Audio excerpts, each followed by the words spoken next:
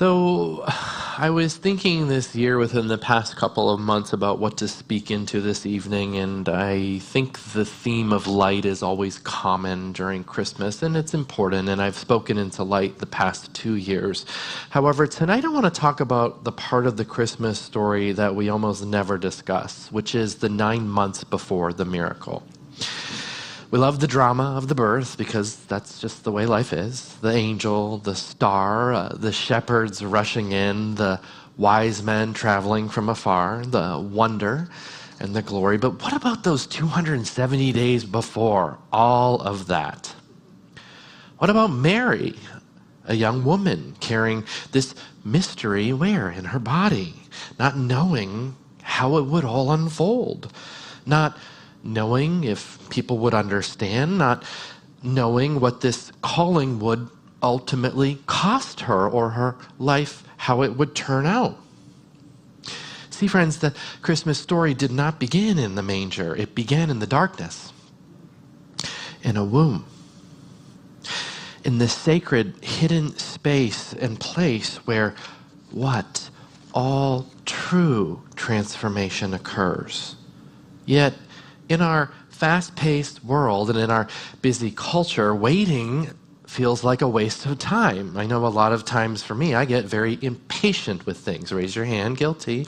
We live in that instant gratification world. We can order something online and have it delivered in hours on Amazon. We can swipe right and find that perfect connection. We can search any question on Siri and get an answer instantly. Waiting feels passive. Sometimes it even feels useless, unproductive, or even foolish. But here, friends, is what Mary teaches us if we're open to the energy and the wisdom of it. Her waiting wasn't passive at all. It was the most active thing she ever did. Yeah. Every day, moment by moment, that body nurtured into being a human being, cell by cell, heartbeat by heartbeat. Her waiting was creation itself. And so it is, friends, with us.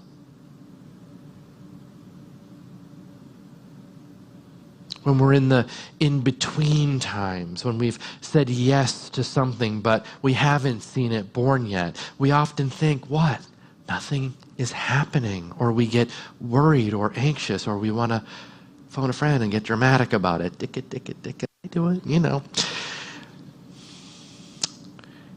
And so when we get into this space, we also can wonder if we're doing it wrong. But what if, consider, what if these dark times of waiting are actually when the most important work is being done? Consider the womb as a dark, sacred space. Seeds, as we know, grow in what? Dark soil. Stars are born in the dark reaches of the universe and space. Darkness, friends, is not the absence of something. Darkness is the presence of what? There was a little hint when Reverend Val read our reading for this evening of potential. The birth didn't happen in a bright, clean hospital room. It happened in a cave. That's right, friends. The original story describes a cave, not a cute little barn with fresh hay. A cave in the earth, in the dark. And this matters because Jesus came to teach us about consciousness, about waking up to what? The truth of who we really are, that Christ consciousness. And consciousness doesn't wake up by adding more light. It wakes up by finally being willing to what? Enter the dark places that we've been avoiding. Take a deep breath. And there's possibility and opportunity and symbolism in the Christmas story. Because, friends, it's not just ancient history. Right now, it speaks to us as living, breathing energy that we can open up to in our heart space to evolve into. That no room at the inn, what is that? Metaphysically, metaphorically, that's our busy minds. We fill our lives with so much stuff, so much noise, so much distraction that there's no room for the sacred to be born. We have no space for the pause, no space for the mystery. That cave, the stable, that's the part of ourselves we think is what? Not good enough. We get into those spaces when we're waiting for things. I don't know if it's going to come. I don't know if I'm worthy. That's the part we overlook. We try to glaze over and make it presentable. We think that God only shows up where? In the polished places. No. The divine is already there in the unpolished darkness, waiting for us to stop hiding it, to open up, to breathe into it. And the animals, friends, they represent our instinctual wisdom. Yes, wisdom. When we get angry, when we get frustrated, we can learn from this. Remember recently I said you're not supposed to stuff down the shadow or the adverse ego. You're supposed to breathe into that and use it as a tool. That's the body knowledge that we stuff down. They didn't need angels to tell them something holy was happening. They knew it within them, their entire beings, at the depths of their soul. And what about Mary's "let it be"? When the angel told her what was coming, she said, "Let it be with me according to what? Your word." In other words, I'm saying yes to this divine idea, even though I don't understand it. I'm what? Becoming a partner with Spirit. I'm letting something greater work through me, not just by me. That's not passive submission. That's powerful. It's symbolic. It's energizing. It's life-giving. This, friends, is the Christmas story. That's a huge difference. Instead of resignation in our lives, what does resignation say? Fine, whatever, I give up. I don't need that relationship or the money or that new job or to feel good. Yes, that's the truth of who you are. You deserve to feel good and have all of those things. That's principle number 2. That's your divinity. That love, life, abundance, all goodness. Compared to what? Surrender. Surrender says, I don't understand this, but I'm not doing it alone. Something greater, the energy that creates worlds, is at work, and I'm saying yes to it.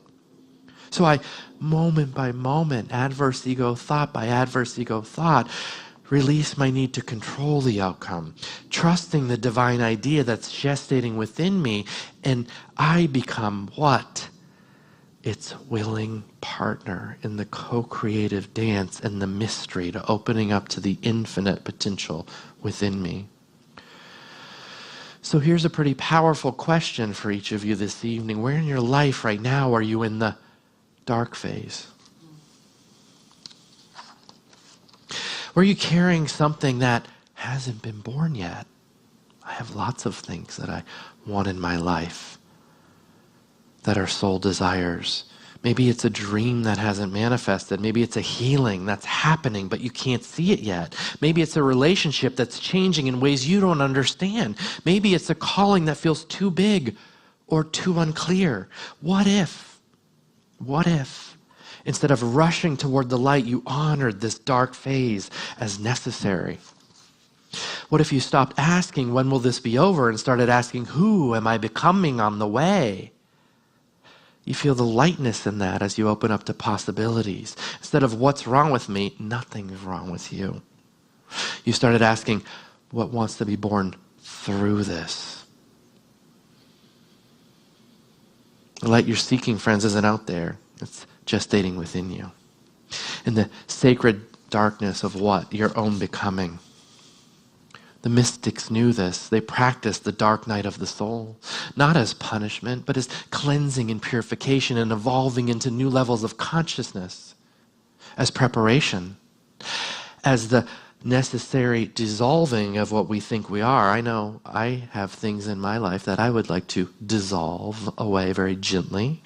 What is that for you? So that who you truly are, that truth of you, can be born. I decree I am what remains when what? Everything else falls away. I am not who I thought I was. I am who I've always been.